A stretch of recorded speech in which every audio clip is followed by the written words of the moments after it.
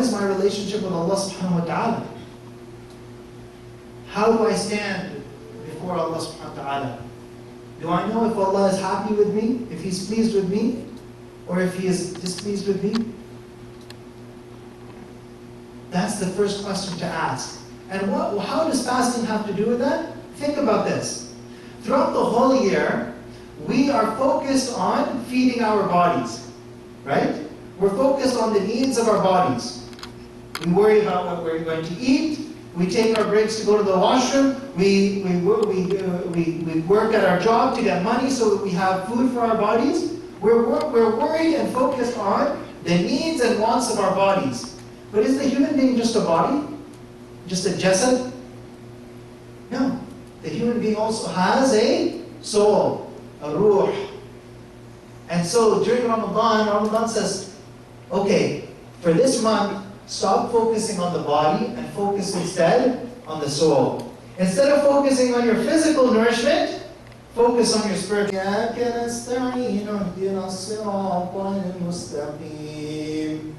صراط الذين أنعمت عليهم غير المغضوب عليهم ولا الضالين. آمين.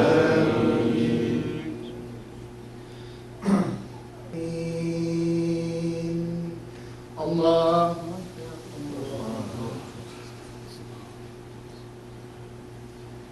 سمع الله لمن حمده. Allah.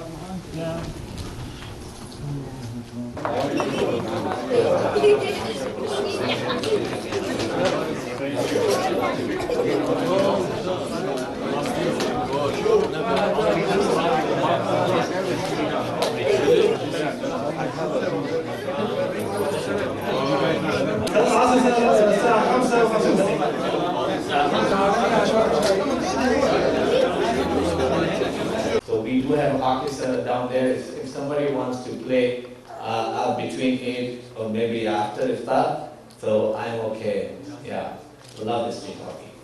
And the third thing is, you can see this arrangement. We have arranged a whole exhibition. So you can see start from the Allah and goes all the way to the families. So everything is here. What Islam is teaching about, everything is around you. So it's the best opportunity when the people come, let them walk. We will have a space here and we'll remove everything and only the tables will be inside. And once they're done, they will sit here. And if they have any questions, they can start asking. The second thing, we also have a stall there which is going to be handled by some brothers coming from Winnipeg. Inshallah, they will sit there. We have a Quranic copy, all the Quran in English translation. And we also have some other flyers and brochures which you answer some question. If somebody shy to ask, we can give it to them. Yeah,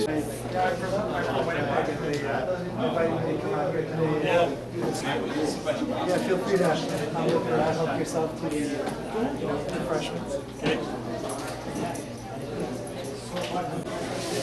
We've done many events like this in Winnipeg itself. We've done open house events, but like I said, this is my first time coming to the Winkler community, and the community here has grown over the past couple of years. You know, there's more families in the area, multiple families, and so this is kind of a natural next step for the community as it gets bigger to have these kind of events where people come together. I mean, there's people here from many of the nearby areas, Morden and Altona, and the smaller areas. Everybody's kind of come together, so it's like one big family. Everybody needs to kind of develop those friendships, and meeting the outside community, people who may not know very much about Muslims. So it's about opening the doors and saying, hey, come on in and have a look, and this is what we're about. So when you've done these events, I'm sure you've been asked 1,000 questions by 1,000 different people. Is there a common question, or is there a question that sticks out in your mind that you like answering? It's funny that you asked that. I mean, of course, when we do these events, there's so many questions that people have about Islam and Muslims, not just because there's so many Muslims in the world, but Muslims tend to be one of the most misunderstood communities in the world, particularly with a lot of what people see in the media, foreign events that are happening, wars that are taking place. A lot of people are wondering, how do we perceive Muslims, right? So unfortunately there are a lot of misconceptions about Islam and Muslims. So there are certain questions that people ask about that. So to begin with, a lot of people don't know what Islam is or what does it mean to be a Muslim. And the way I would answer that is I would say that a Muslim, somebody who follows Islam is basically a person who believes in the message of Prophet Muhammad, peace be upon him, and all the prophets of God, like Prophet Abraham, Prophet Moses, Prophet Jesus, many prophets who are shared with the Judeo-Christian community. And a Muslim is somebody whose goal in life is basically to come closer to the Creator by taking care of the creation. And the Prophet Muhammad, peace be upon him, he said that show mercy and compassion to all those on earth, so that the one who is above the heavens will have compassion on you. Right? So one of the central messages in Islam is the idea that by meeting others, by being compassionate with others, by being kind with others, we learn who God is, because He is the most compassionate, the most kind, and the most merciful. And I think there's a lot of common ground, between different faith communities. And I've done in the past many different interfaith events, and I'm always impressed by how much common ground there is, and how many similarities there are, that we can really come together and have a beautiful kind of dialogue. A lot of common ground. There is a lot of difference, though, and you talked about how a lot of people assume people that are Muslim are also Arab. Is that the most common misconception? What's the most common misconception you find that people have about Muslim and the Islam faith? So I think there's two that are the most common. The first one, number one, is that Islam equals violence, right? And the reason why this misconception comes about is primarily because most of the conflicts that are happening in the world today, they're happening in the war-torn countries that are in the Middle East. And as a result of that, you have, as a result of the instability in those countries, you have movements that are arising, extremist movements that are manipulating and misusing religion to their own ends. Just like, in history, it's the same process that happens throughout time. You see, the KKK misusing Christianity. You see, even science has been misused, right? Pol Pot and the Khmer Rouge in Cambodia murdered 1/3 of the population of Cambodia. It was misusing a type of materialism and scientific communism that was part of that. So any ideology can be misused. Any idea can be manipulated for somebody for their own devious ends. And the actions of a few bad people should not pollute our perception of a worldwide faith community. I think that's an important thing to remember, especially when we see that Muslims all around the world have denounced violence, and the Islamic faith as well. When we examine the teachings of the Islamic faith and we read things in context, we find that the Quranic message the Quran says in chapter 41 of the Quran, the good deed and the bad deed are not the same. If somebody shows badness to you, return it with goodness, and you will find that the person who was previously your enemy becomes your close friend. It's exactly the same as Christianity, right? Exactly. That's exactly the same. And a lot of people would be surprised to hear that that's in the Quran, in the 41st chapter of the Quran, because they're not familiar with that. Or the message where the Prophet Muhammad, peace be upon him, said, a servant does not reach the true reality of faith until they love for all humanity the same goodness that they love for themselves. Like, that's the golden rule, right? In so many different faiths. Yeah. The same thing. So I'd say that's one of the first misconceptions, that idea that, that Islam preaches violence, whereas in reality, when you see the teachings of Islam, Islam preaches peace and compassion for all human beings, because we're all the creation of God. We're all one family. We're all the children.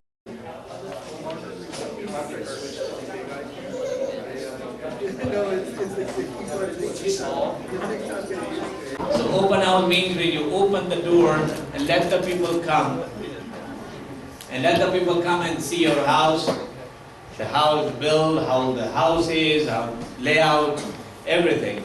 But here is the totally different. It's a unique kind of open house. You probably have attended some in the past, maybe in Winnipeg or in Vancouver. I heard from one of the gentlemen in Vancouver they have open house. So usually they happen in the Islamic Center or Culture Center or in the mosque. So the people come and see what you go do behind these doors. what to do under these four walls. So then we open the door and say, okay, come on in, let's see what we do inside. It's just the prayers, worship, and we do the same as what we've done in the other side of the fence. So this is unique in this sense. What? Because we don't have any mosque here, we don't have an Islamic center, we don't have a community center. We are walking community center on this in Winkler. So we thought, why don't we open ourselves? So we open our heart, we open our families, we bring everyone here, whole entire community right here. We still have half of the community members, they are coming at 8 o'clock because they are women and children. They want to come a little bit close to the opening the start. So probably this hall will be full by the end of the, maybe around 9:30 will be full. So we thought maybe we open ourselves and give an opportunity to each and every one in Winkler, Morden, Altona, if they have any question about Islam. First of all, we do the presentation. 15-20 minutes, Dr. Nazir Khan, we're lucky, we're blessed that he is here. So he can give us some presentation about the basic faith and the Islamic teachings. And during the presentation, if you have any question, definitely we have a piece of paper and also pens. One of our brother who is going to distribute this. If you are shy enough, then you can write the question. If not, then instead, and you just shout your question. So definitely we're more than happy to give you answer. The second thing is about this is what I'm talking about, the openness. I remember one thing is a very important thing. What I learned from my preceptorship, and I have so many students that come and they have one thing which is stopping them to learn, and that's the fear. And the fear is that whenever they work with me as an intern, they say, oh, they're shaking. Every prescription, I'm a pharmacist by profession. So every prescription will come, they start shaking. And I say, what happened? It's just hydromorphone, it's just a codeine. What's the difference between this and amoxicillin? So people have this kind of the tendency that whenever it comes to the learning, they have a fear. And the fear is stopping them to learn.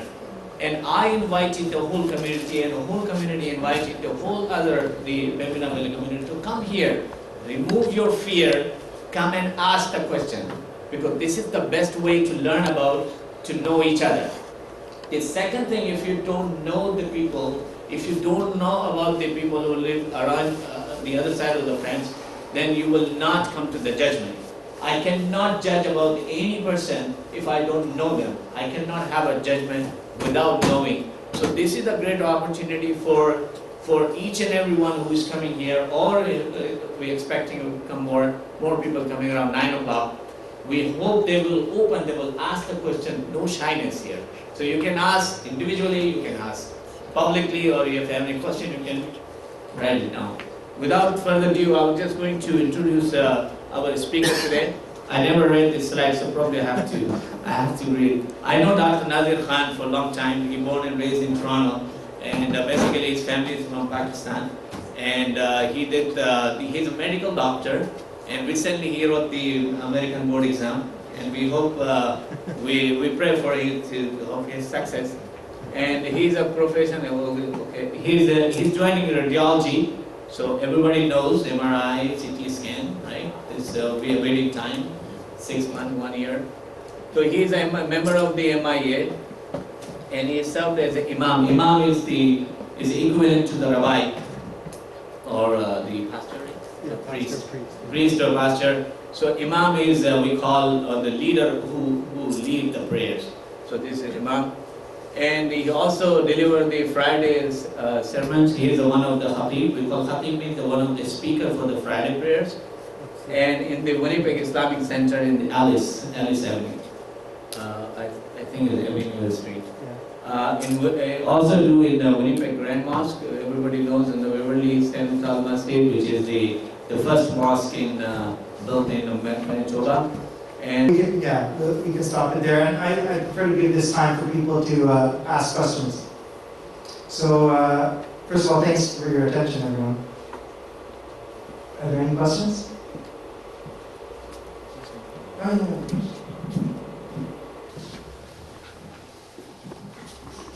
What is the definition of marriage in Islam? Great question. So that's a beautiful question. So in the Quran, in the 30th chapter of the Quran, God says, "It is from His signs that He has created for you spouses from amongst yourselves, and He has placed between your hearts love and compassion. Verily, in this are signs for those who reflect." So the definition of marriage in Islam is it's about coming closer to God with love and compassion between a husband and his wife. Is that what you're asking about, or? It is between a husband and wife. Oh, I see what you're asking about. This is a interesting question. So, we're living in a very diverse society. People have different lifestyles, different values, and different questions about this.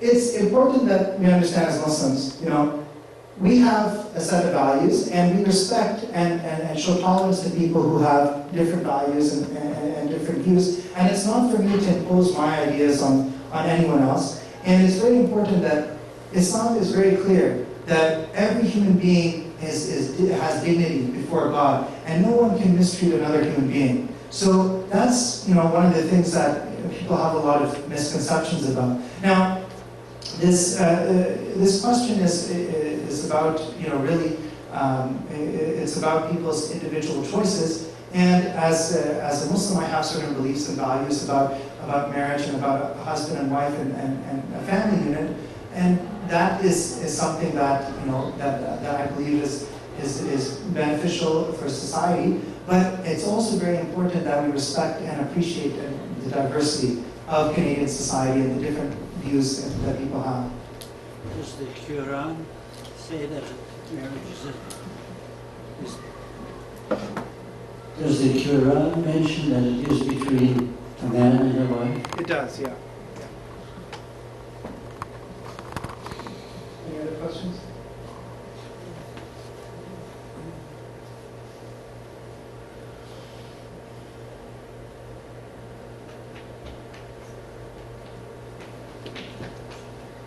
Yes. How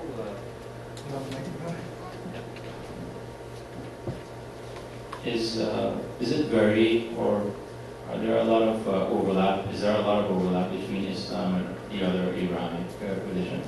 That's a great question. So we often use this term Abrahamic faiths. What does that mean?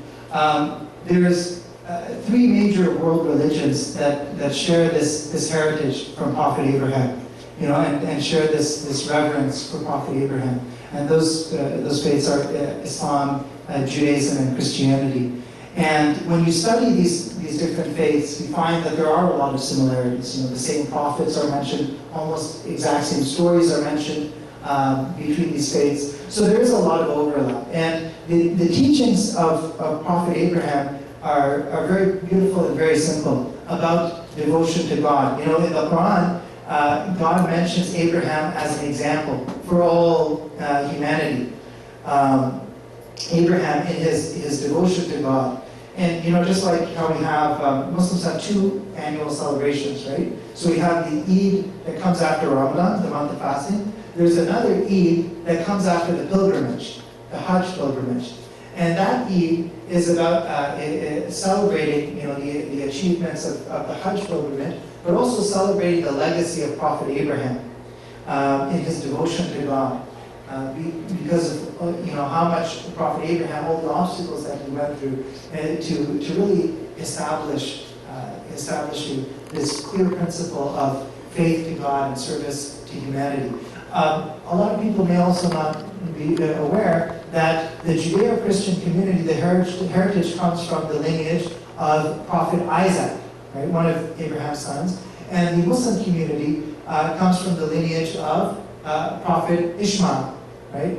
The other son of Prophet Abraham, or as we say in Arabic, Ishaq and Ismail.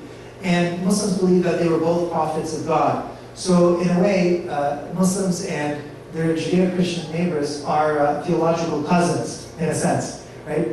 With that common heritage. So there is that those commonalities. There's also many differences as well, right? That's why they're different faith communities. So In some areas, there's some overlap between Islam and Judaism, and that is different from Christianity, and some overlap between Islam and Christianity that's different from Judaism. So, for example, what's something that Islam and Christianity have in common that's different from Judaism? That's Prophet Jesus, peace be upon him, right? Muslims revere Prophet Jesus as a prophet of God as well, and also believe that he brought the exact same message of devotion and servitude to God, worshiping one God alone. And what's something that Islam and Judaism have in common that might be different to Christianity? Well, a lot of the, if you look at a lot of the ritual practices, there are some similarities in Islam and Judaism about, for example, eating halal meat and eating kosher meat. The practices are very similar, right? Similarities in terms of actual motions in prayer. There's some similarities there as well. So there's some similarities between the different groups as well. And then, of course, each faith has their own things that are absolutely unique about that faith community.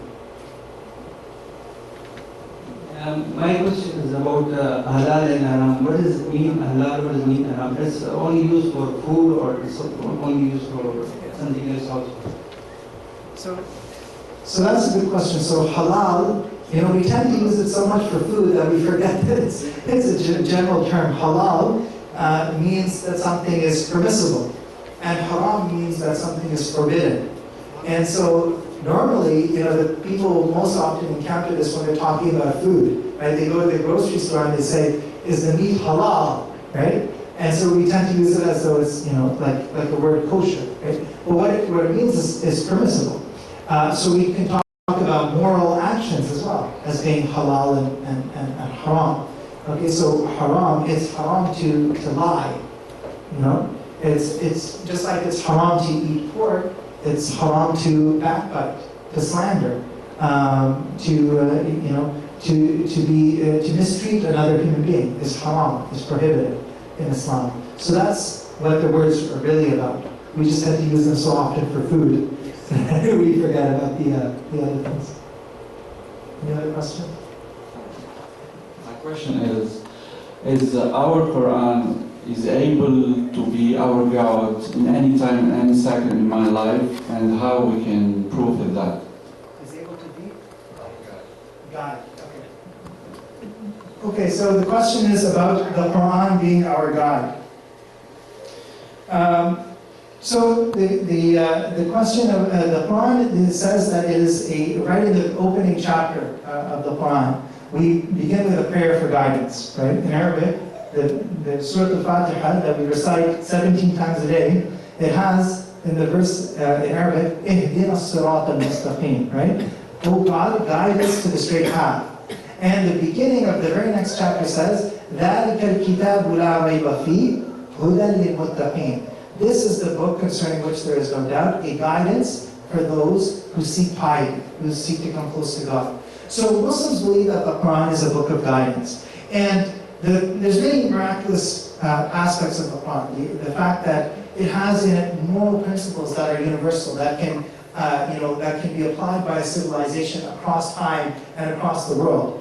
And that guidance is, the more we reflect on the Quran, the more we can always find more and more spiritual lessons. The moral and spiritual lessons of the Quran, you could fill books and books. And in fact, books and books have been filled. If you study tafsir, the commentary, the explanation of the Quran, you could fill this entire room with books, with 1 million books, just in one language, say just in the language of Urdu, on the commentary of the Quran.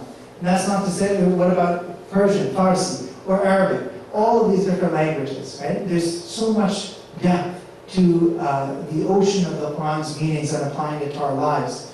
And also from the miraculous features of the Quran, the ability of the Quran to be so easy to learn. Right? The Quran says, وَلَقَدْ يَسَّرْنَا الْقُرْآنَ لِلذِّكْرِ فَهَلْ مِن مُدَّكِرٍ. Verily we have made this Quran easy to remember. Are there any who take heed?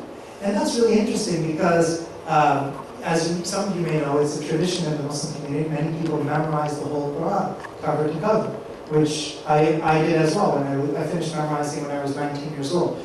And If you told me, the Quran is about 600 pages in Arabic text. If you told me, well, here's your medical textbook, you memorize that, believe me, I would have tried. It would have helped me on my exams, but it's just not possible. There's something. And regarding the recycle, it still is against Islam. So Islam is very particular, it's very simple. It's the best citizen is the best Muslim, and the best Muslim should be a best citizen. So this is our take-home message, and I hope if you have any further questions, it's all community you know, that live in Altona, Moran, Carmen, and Winkler. So if you have any question, our doors are always open. It's not only today. The door is open, it's not closing. So today we open the door, and it will stay open till we answer every question. Thank you very much for it.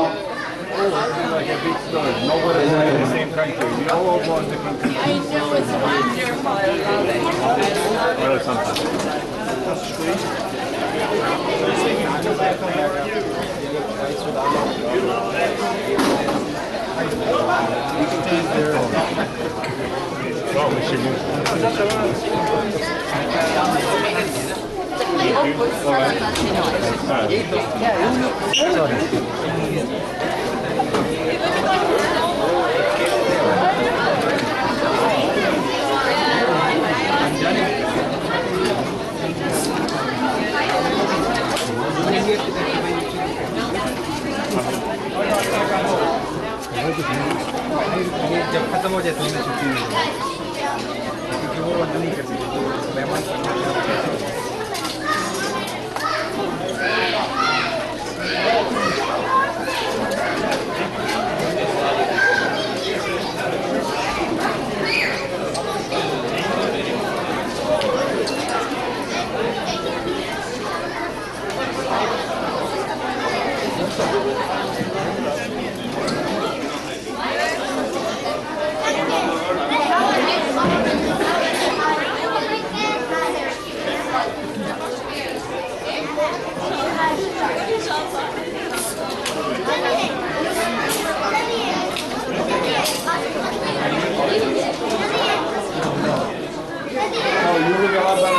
Your sugar level comes up.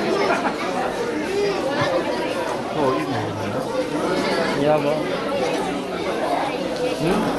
You're not eating.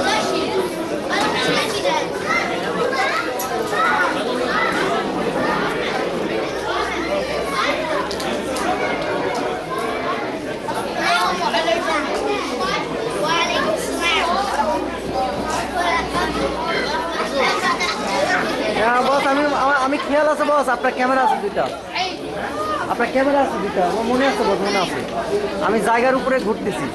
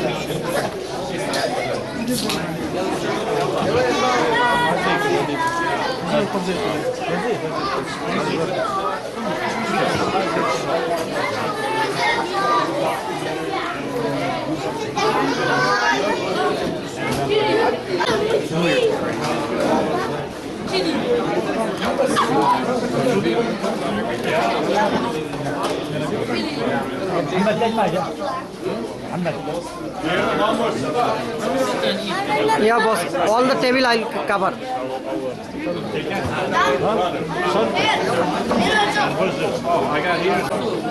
I can bring it for you.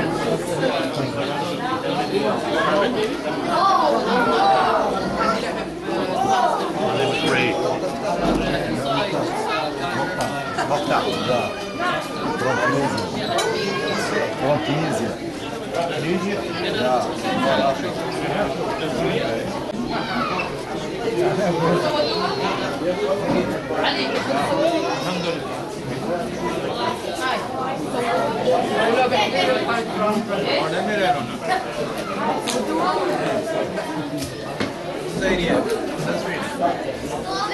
Gilmore.